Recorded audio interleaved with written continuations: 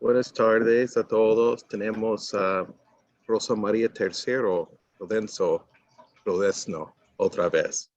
Y estoy muy animado poder introducirla. Recién cumplió su residencia en la emergencia en México y está preparando mudarse a Honduras.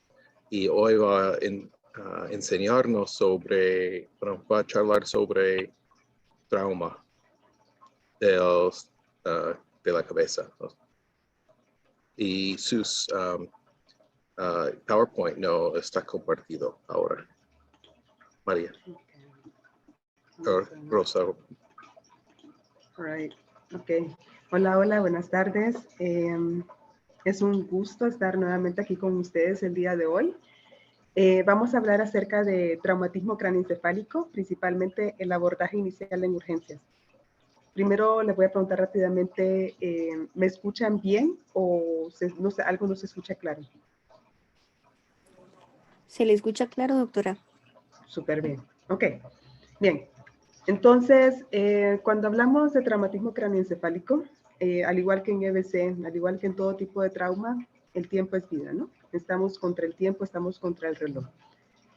¿Qué les parece si leemos este caso clínico? Es bastante común con lo que se presentan en urgencias. Un masculino de 29 años de edad, no tiene un antecedente previo, se va a presentar traído por paramédicos posterior a un accidente de motocicleta en vía de alta velocidad. Siempre es importante tener claro cuál es la cinemática del trauma para poder anticipar qué tipos de lesiones puede tener nuestro paciente y posiblemente hacer un triaje inicial de qué es lo que puede estar comprometiendo su vida. El paciente en este caso portaba casco, se conducía a 80 kilómetros por hora, pierde control en una curva, se derrapa, choca contra un muro de contención y es proyectado aproximadamente 3 metros de donde encuentran su moto. En el sitio del accidente además se encuentran un charco hemático de aproximadamente, estiman, 300 mililitros. Tiene una herida en la cabeza que es sangrante a nivel de parietal izquierdo. Doctora, disculpe. Dígame. Creo que no está proyectando su presentación, que se quedó fija en una diapositiva. ¿En cuál está ahorita? De hecho, ahorita nos está mostrando el PowerPoint y está en la primera diapositiva. Vamos a ver. Vamos a volver a ponerlo entonces. ¿Qué les parece? Debería de leerse el caso clínico ahorita, ¿sale? Okay. Ahorita está el caso clínico, lo único que no está proyectado, o sea, está en la pantalla de PowerPoint. Vamos a ver. Un segundo. Los problemas técnicos. No soy muy ducha con ellos. Vamos a ver. Marcela así.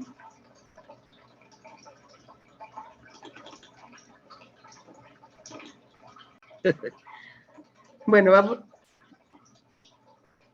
vamos a repasar este caso clínico que es bastante común. Casi siempre los accidentes o los traumatismos craneoencefálicos, en su mayoría, como son relacionados a trauma, casi siempre su población son pacientes jóvenes. Muchas veces esta población es la población que termina siendo nuestros donadores de órganos. En gran parte, especialmente si se trata de un traumatismo craneoencefálico bastante severo y irreversible, ¿sale? Entonces, un masculino de 29 años de edad no tiene ningún antecedente previo, se presenta a urgencias, traído por paramédicos posterior a un accidente de motocicleta en vía de alta velocidad. Como les comentaba, la cinemática de trauma es muy importante para que podamos anticipar o hacer un triage rápido mental de qué lesiones son las que probablemente pueden estar comprometiendo la vida de nuestro paciente. Él portaba casco, se conducía a una velocidad de 80 kilómetros por hora, pierde control en una curva, se derrapa, choca contra un muro de contención, es proyectado aproximadamente 3 metros de donde lo encuentran en la moto,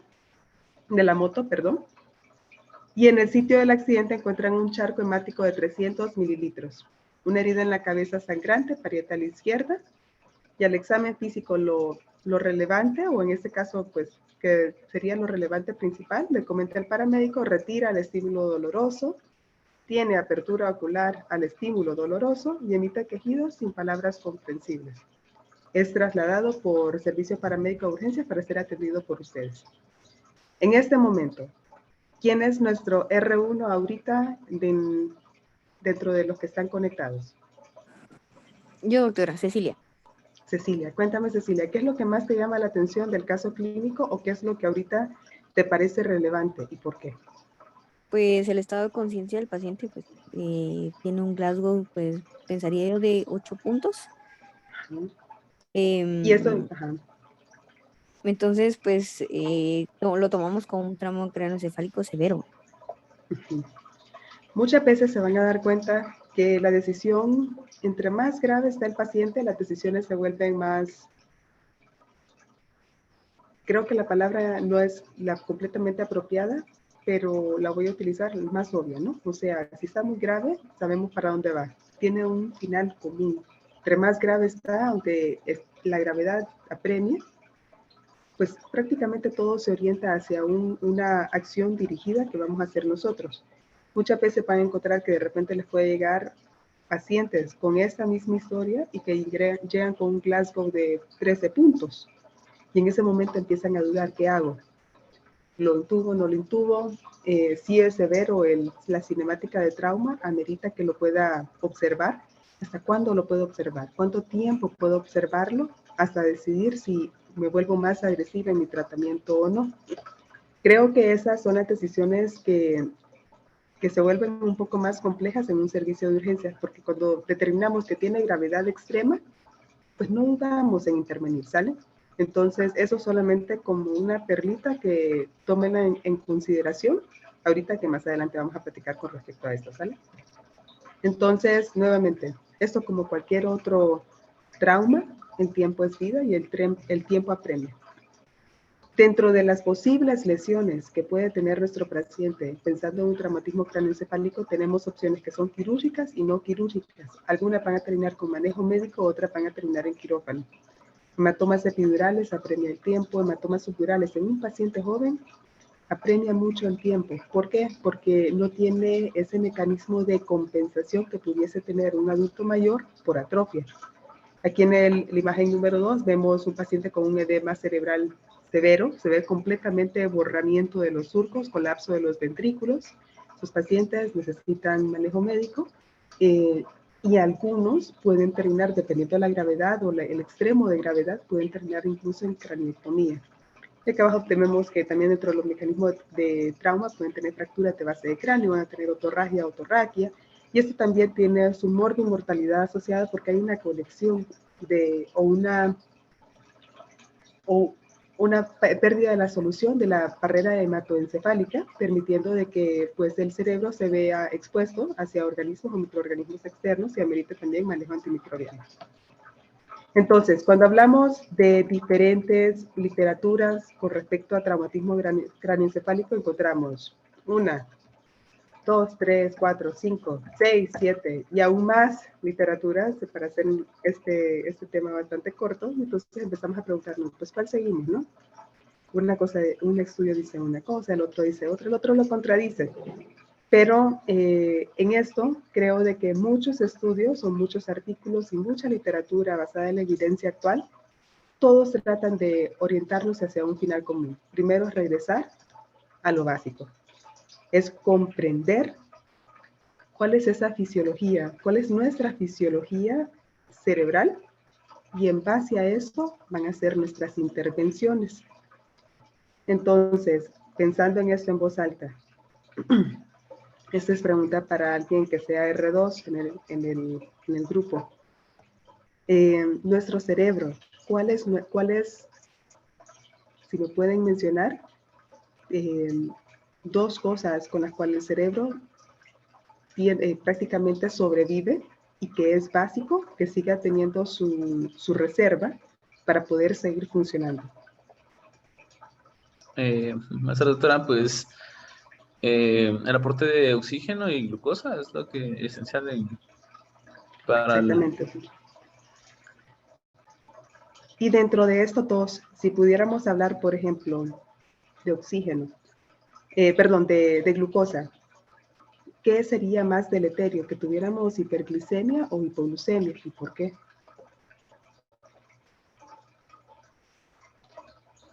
Generalmente se tiende a la hipoglicemia. El mecanismo realmente ahorita no lo tengo muy claro, pero sí tiende a generarse hipoglicemias. Sí, hay diferentes, cuando hablamos de fisiología, realmente tenemos rangos de normalidad y dentro de esta normalidad no queremos ni excedernos ni quedar deficientes. Entonces, en eso se basa básicamente la fisiología o los mecanismos de neuroprotección fisiológica. Ese rango seguro para que el cerebro continúe funcionando, porque recuerden que tenemos lesiones primarias, secundarias y terciarias. Las primarias son ocasionadas precisamente por el trauma que ya presenta. Ese tejido cerebral ya está dañado y no está funcionando en su basal y está más, precisamente por eso, tiene diferentes actividades metabólicas que están contribuyendo o a que se recupere o a que se empeore ese tejido cerebral. Y dentro de las causas secundarias de lesión, muchas veces principalmente son las áreas de intervención que podemos tener nosotros como médicos y son realmente esa intervención que tiene la mayoría de las personas como cuidados neurocríticos. Y se habla de cuidados neurocríticos y cada vez que entre más vamos leyendo de estos temas, nos vamos dando cuenta que cada vez regresamos más a lo básico, hacia lo fisiológico. Buscamos llegar a ese rango o ese margen de normalidad que permita que el cerebro continúe funcionando sin presentar mayor estrés, porque ya está estresado por el traumatismo inicial. Entonces, vamos a regresarnos a esta gráfica, que se ve un poco compleja, pero una vez que la consideramos, realmente nos dice mucha información, ¿sale? Entonces, ¿ya han visto esta gráfica antes? Yo no, doctor. ¿Quién dijo yo no? Yo no puedo ver la pantalla, entonces no puedo ver quién contesta, perdón. Cecilia, Ok. ¿Y ustedes R1, R2 o R3? R1. Súper bien, ok. Esto es muy importante, ¿sale? Muchas veces, primero que todo, ¿qué ha escuchado usted o qué es lo que ha aprendido de su fase de visita, de la atención en el hospital con respecto a medidas de neuroprotección? ¿Qué le han comentado? ¿Con qué se ha quedado con duda? ¿O qué le han enfatizado que debe de tener cuidado cuando está cuidando de un paciente que ha tenido un TCE severo, por ejemplo?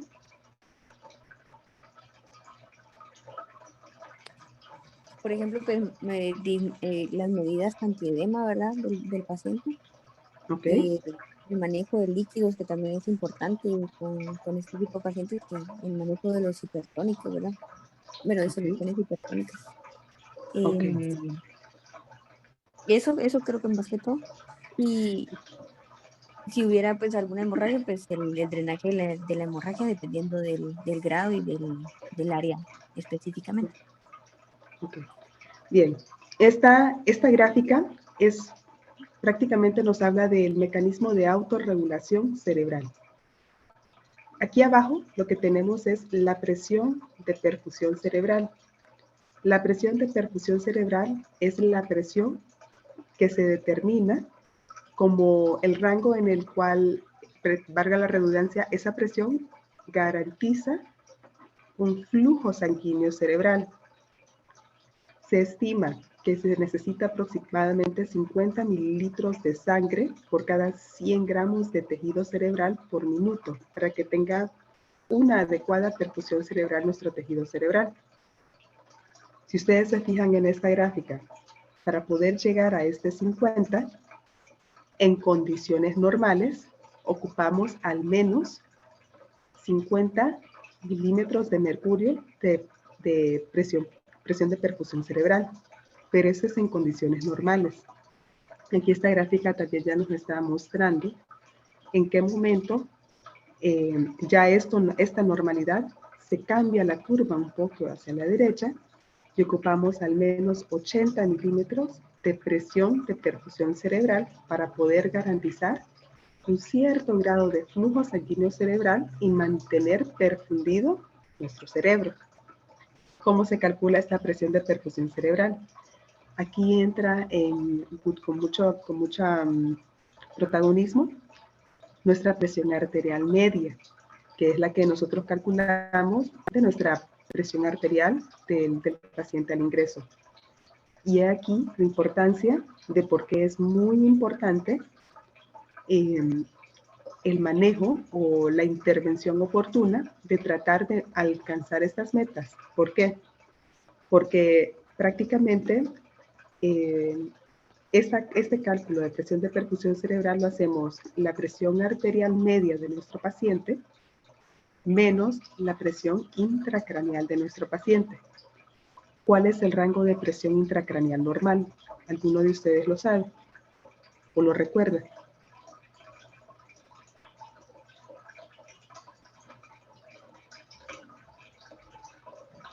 Ok, bien. La presión intracraneal normal que nosotros manejamos oscila más o menos entre 5 y 15 milímetros de mercurio. Ya se habla de una presión intracraneal elevada entre 20 y 22 milímetros de mercurio. Ahora, si para mantener una presión de perfusión cerebral, que es la mínima presión que debe de vencer el cuerpo para alcanzar llevar sangre del sistema arterial sistémico hacia el cerebro, necesita al menos en este contexto 80 milímetros, y estamos hablando que un rango de hipertensión intracraneal ande en 20, por ejemplo. De ahí esa famosa tendencia a decir, ok, un rango de neuroprotección es tener una PAM entre 100 y 110 milímetros de mercurio. Algunos manejan entre 90 y 110 milímetros de mercurio. Y algunos se pueden extender un poco más entre 90 y 120 milímetros de mercurio. ¿Por qué? Porque cuando si tenemos esa PAM sistólica, esa PAM media sistémica, y le restamos esos 20 de presión intracraneal, asumiendo que nuestro paciente tiene edema cerebral importante y que su presión está un tanto elevada, 100 menos 20 nos da este límite inicial de 80 milímetros de mercurio que nos garantiza un rango inicial de al menos comenzar dentro de un rango adecuado de autorregulación cerebral y de perfusión cerebral. O sea, este rango nos garantiza que hay una suficiente cantidad de sangre que está llegando a nuestro tejido cerebral para perfundir nuestro cerebro. ¿Hasta ahí estamos bien o tenemos duda en algo? Estamos bien, doctora, gracias. Generalmente marcan que ese rango de autorregulación anda entre 50 y 150, pero un rango de ya entre 50 y 80, un rango de TCE, ya es un rango de hipoperfusión. Y esto es preocupante. ¿Por qué? Porque les comenté, como hablamos anteriormente, la mayoría de nuestros pacientes van a ser pacientes jóvenes. Y este rango de hipoperfusión prácticamente los expone a un rango de isquemia, incluso como que si hubiesen tenido un EBC isquémico. Y pueden quedar con secuelas funcionales permanentes no recuperables si no hacemos un adecuado control temprano de su perfusión cerebral. El mecanismo de lesión con un TCE casi siempre va. Las primeras 24 horas hay una disminución de ese metabolismo cerebral, o sea, prácticamente está como adormecido el cerebro. Y entre las primeras 24 y los primeros 5 días, prácticamente aumenta o se pone hipertérmico o aumenta esa energía y ese metabolismo que presenta nuestro cerebro a un rango un poquito mayor de lo normal, y ya prácticamente del 5.º día hasta las 2 semanas anda un rango de vasoespasmo. Todas estas alteraciones circulatorias tienen repercusión sobre la funcionabilidad si no tenemos un adecuado control de todo lo demás que podemos tratar de controlar o de tratar de mantener dentro de una homeostasis en nuestro organismo para poder controlar esta parte.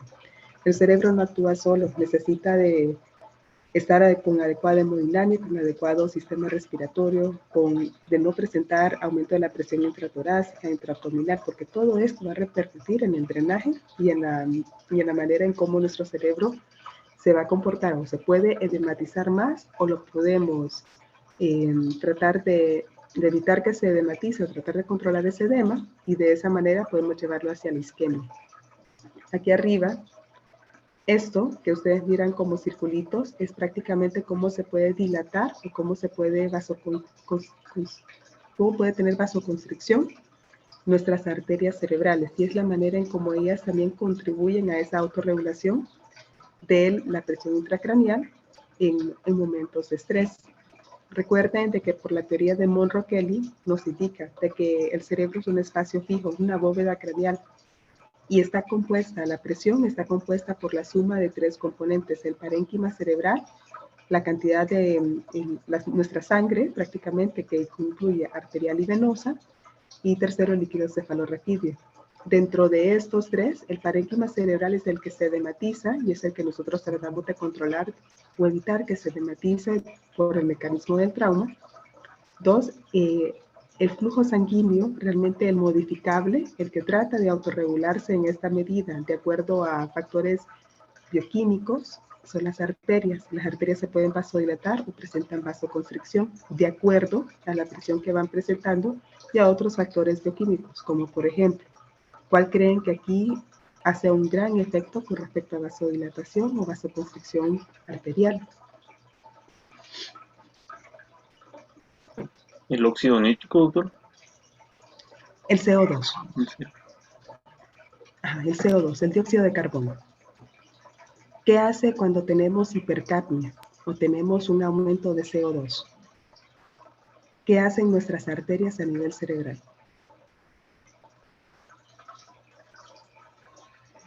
Se dilatan. Escuché que dijo que se dilatan. Sí. Exactamente, se dilatan.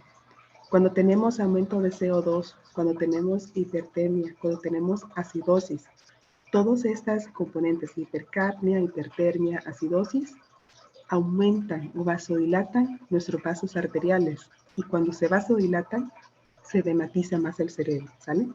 Piénsenlo así, una relación bastante, pues como obvia o manera de recordarlo.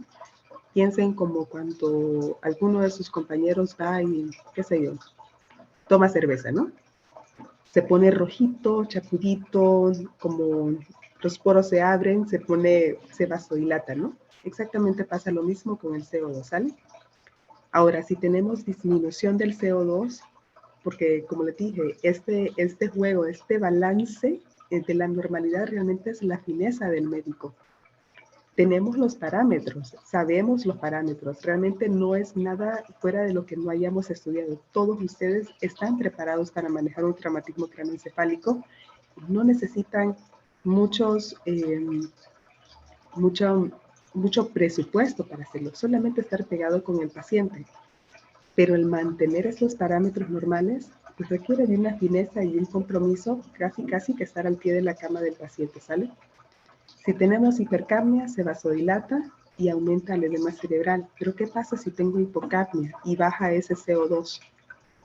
Y viceversa, pasa lo contrario, hay vasoconstricción arterial y esto expone al tejido cerebral a que tenga precisamente hipoperfusión. Y recuerden, sustrato esencial de todo tejido cerebral es glucosa, oxígeno. El oxígeno va a depender de la entrega de oxígeno y esto depende de 2 factores principales que no toman en consideración muchos de otros factores en la microcirculación. Solo toma en consideración la cantidad de flujo sanguíneo cerebral que presenta el paciente y la cantidad de hemoglobina que tiene el paciente, de la presión arterial de oxígeno que tiene el paciente para poder calcular cuánto oxígeno está entregando al cerebro. En condiciones normales, nuestro cerebro prácticamente solo consume un 30-33% del oxígeno que llega a él. Pero en condiciones de estrés, la demanda metabólica incrementa, ocupa más oxígeno y es precisamente el resto de factores que también está contribuyendo a que haya un menor de flujo sanguíneo cerebral y probablemente si nosotros no manejamos bien adecuadamente una vía aérea que está intubada por protección y no sabemos dar ese aporte dentro de metas de oxígeno, podemos estar aportando demasiado oxígeno que también es deleterio por radicales libres o muy poco para que llegue el oxígeno y pueda distribuirse en el tejido cerebral. ¿Vale? Bien, esto vamos a seguir hablando de esto a continuación. Aquí básicamente lo principal que me interesa que se lleven de esta gráfica, 50 mililitros por cada 100 gramos de tejido cerebral por minuto es el rango normal de perfusión o flujo sanguíneo cerebral. Para poder alcanzar este 50% en condiciones normales, ocupamos al menos que tenga 50 milímetros de mercurio de perfusión cerebral, de presión de perfusión cerebral. Y en condiciones de trauma, esta curva se desplaza hacia la derecha y prácticamente ocupamos al menos 80 milímetros de mercurio. De aquí la famosa ecuación que dice, por lo menos que tenga 100 milímetros de mercurio de TAM sistémica, porque si a esa yo le resto la presión intracraneal que estamos asumiendo en un traumatismo craneoencefálico puede andar alrededor de 20, que es por definición elevación de la presión intracraneal, pues por lo menos garantizamos estos 80 milímetros de mercurio para que le llegue la suficiente cantidad de oxígeno, flujo sanguíneo cerebral, sin contribuir a que se pierda el mecanismo de autorregulación del cerebro, que cómo está determinado, un componente de este es la vasodilatación o vasoconstricción de los vasos arteriales. ¿Sale? Ok. Y entonces surge Godoy inicialmente con su 6N, después se convirtieron en otro N, y realmente esto considero es la base de prácticamente un 95% del manejo de un traumatismo craneoencefálico en urgencias. Recuerde que nuestro contexto es en el momento que nuestro paciente entra a urgencias. Hay mucho tela que cortar en esto, pero me interesa de que quedemos claros en cuál es la fisiología detrás de esto y por qué se establecieron estos parámetros, ¿sale? Primero, la normotermia. Nuestro cerebro generalmente anda 1 o 2 grados arriba de nuestra temperatura corporal. Entonces, si tenemos una temperatura corporal entre 36 y 37 grados, nuestro cerebro anda con una temperatura de alrededor de 39, 38, 39 grados. Eso es aceptable para el cerebro. Pero si nosotros comenzamos o recibimos un paciente en urgencias o lo reciben en terapia con temperatura de 38 grados para arriba, ese paciente por sí solo, esa hipertermia, está contribuyendo a mayor demanda metabólica de un cerebro ya lesionado por su lesión traumática primaria, está consumiendo mayor oxígeno, lo cual lo expone a que esté en riesgo de estar con tejido cerebral hipóxico, que no tenga suficientes nutrientes de ATP para continuar con su demanda metabólica. Eso por sí solo contribuye a que haya mayor daño o lesión secundaria cerebral y que el paciente tenga peor pronóstico, mayor mortalidad y mayores riesgos de secuelas posterior a recuperarse de su traumatismo craneoencefálico. El sodio. El sodio es, en este caso, se hace énfasis de que haya una normonatremia. Traten de mantener todo normal, pero en el contexto de que haya un paciente que ya cuente con edema cerebral, lo idóneo y lo sugerido es de que el sodio se eleve o que ande en un rango de 145 a 155 miliequivalentes por litro, tantito hipernatrémico. ¿Qué significa esto? Que cuando ustedes reciban a un paciente en urgencias, su líquido o solución endovenosa de elección va a ser una solución salina normal. En este momento, hace 3 años, yo hubiera argumentado con los ojos cerrados y al 100% de que utilizáramos soluciones hipertónicas. Para facilidad, pudiese ser boleado, mi preferencia siempre fue en infusión. Pero la nueva literatura lo que comenta es de que realmente las soluciones hiperosmolares, menos es más, está reservado en ciertos pacientes y sea precisamente en aquellos pacientes que podamos documentar que tengan rangos de cráneo hipertensivo.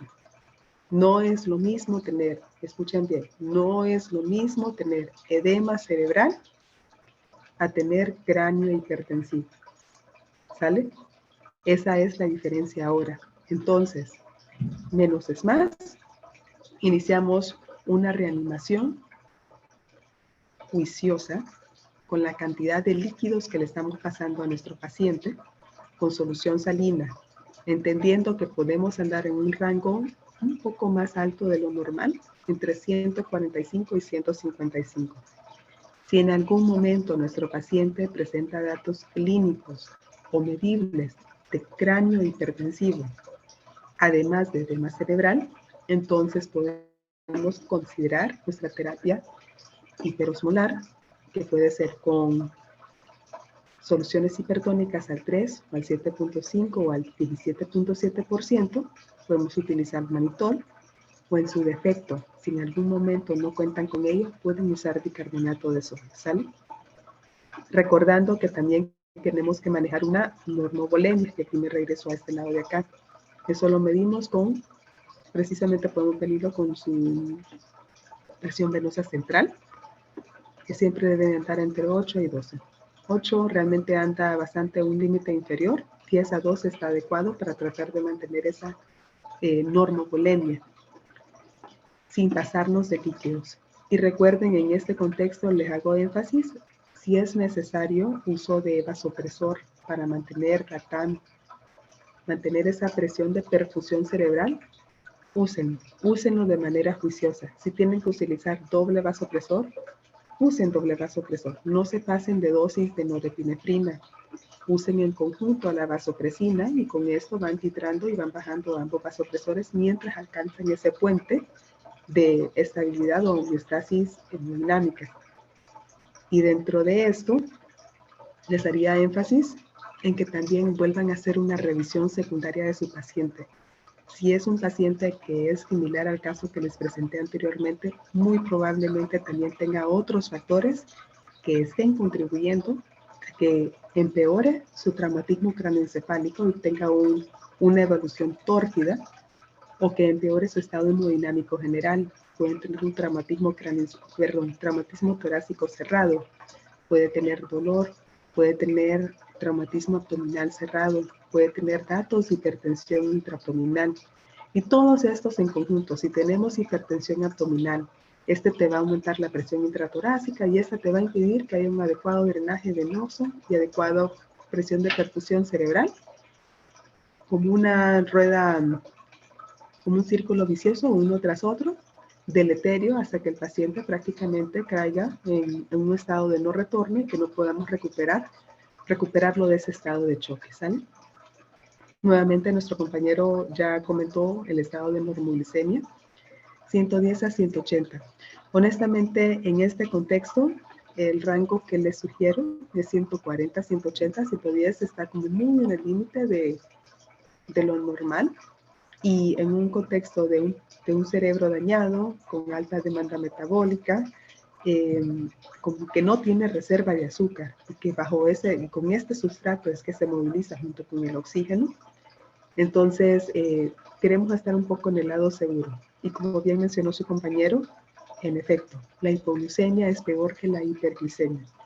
La hiperglicemia lo que va a contribuir es que haya pues mayor edema cerebral, incluso puede contribuir a trombosis, puede contribuir a que las neuronas o el estado cerebral esté más excitado, o sea, con más actividad metabólica, pero es mucho peor que esté la célula o la neurona cerebral sin el sustrato que lo hace funcionar. Entonces, indudablemente, una hipoglucemia es 10 veces peor que estar en hiperglicemia. El control debe de estar dentro de este rango estricto. Y como les digo, la fineza de manejar varios de estos factores al mismo tiempo y estar pendiente de todos,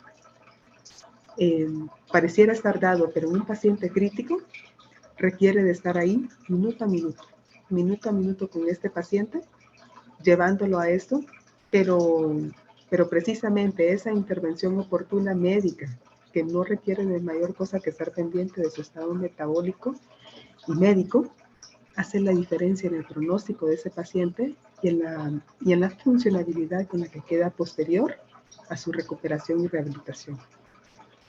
La normocapnia, creo que este es un factor extra importante porque pues, es el factor bioquímico que básicamente dicta la vasodilatación o la vasoconstricción arterial. Muy alto, vasodilata, muy chico, hay vasoconstricción. Uno te lleva o contribuye a que haya mayor edema cerebral, mayor posibilidad de daño cerebral. El otro te lleva a isquemia cerebral prácticamente. Y en ambos es deleterio y es dañino para el paciente. Un manejo adecuado de la ventilación mecánica, en caso de que requiriese ventilación mecánica, es un trabajo, pues igual, bastante fino del médico, dentro de las medidas de protección alveolar. Y nuevamente la normoxemia. La meta de eso, no queremos a nuestro paciente saturando 100%. El exceso de oxígeno es deleterio para el cerebro. Igual va a tener lesión por radicales libres. No lo queremos hipoxémico tampoco. Y en este rango, aquí se agrega, aparte de como parámetro de medición, no solo la saturación de oxígeno, que la queremos arriba de 92, pero no la queremos arriba de 94 o 96%. Lo suficiente de saturación de oxígeno. Nos interesa también el rango de presión arterial de oxígeno, que lo obtenemos con nuestra gasometría. Lo queremos un tantito alto de lo normal, entre 80 y 110 milímetros de mercurio, a diferencia de 70-80, que regularmente es lo que buscamos en cualquier otro paciente que no tenga este contexto de daño o traumatismo craneoencefálico. A estas 6N se le adiciona esos otros dos componentes muy importantes, la tensión arterial sistólica, que viene en mucha relación con la tensión arterial media. Como les mencioné anteriormente, ocupamos que como meta de neuroprotección, queremos que nuestro paciente esté con una tensión arterial media tradicionalmente o pues, por escrito o como por memoria, 90-110 milímetros de mercurio, óptimo 100-110 milímetros de mercurio en este rango estrecho. ¿Por qué? Pues por la presión de perfusión cerebral, en donde tomamos la presión arterial media y le restamos a esa presión la presión intracraneal, que es una medición indirecta, y en este contexto sabemos que lo normal va entre 5 y 15, y en un rango de que tenga edema cerebral, esperamos que no esté arriba de 20, porque ya entonces arriba de 20 ya tendría cráneo hipertensivo y tendríamos que instaurar otras medidas de terapéuticas, ¿sale? Y esto nos garantiza el rango mínimo de presión de perfusión cerebral, que dijimos que inicialmente en el contexto de traumatismo craneoencefálico anda en 80 milímetros de mercurio hasta un rango de 150. El rango estrecho de seguridad es entre 80, 90, hasta 100, 120 de milímetros de mercurio de presión de perfusión cerebral, ¿sale? Y a este séptimo componente se le agrega la hemoglobina. La hemoglobina aquí tiene un factor relacionado con el oxígeno, porque si bien recordamos, la hemoglobina es el transporte principal del oxígeno hacia el cerebro.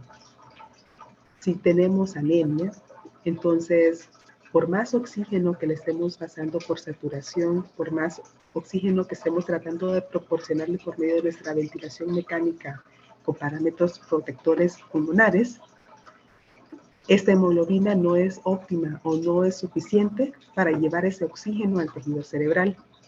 Entonces, se ha establecido como meta mínimo, nuestro paciente debe tener un rango de hemoglobina entre 7 y 9 gramos por decilitro. Si está menor de 7, transfundan. Óptimo, 9-10 hasta 12. Ya mayor de 12, no va a cambiar cuanto más tenga de hemoglobina en cuanto a su capacidad de transporte y de entrega de oxígeno hacia el tejido cerebral. Entonces, en este contexto, tomando en consideración que estos pacientes son pacientes de trauma, podemos esperar que nuestro paciente pueda haber tenido un choque hipovolémico, que este choque hipovolémico, aparte de estar contribuyendo para el traumatismo craneoencefálico por poca entrega de oxígeno, porque ya no tenemos ese carrito o ese transporte de oxígeno hacia el cerebro adecuado, óptimo, también ese choque hipovolémico contribuye a una baja tensión arterial sistólica o una baja TAM, que por sí solo afecta también nuestra presión de perfusión cerebral. Entonces, una cosa va conectada a la otra. Todos estos no son parámetros aislados, van de la mano. Casi siempre en nuestro abordaje inicial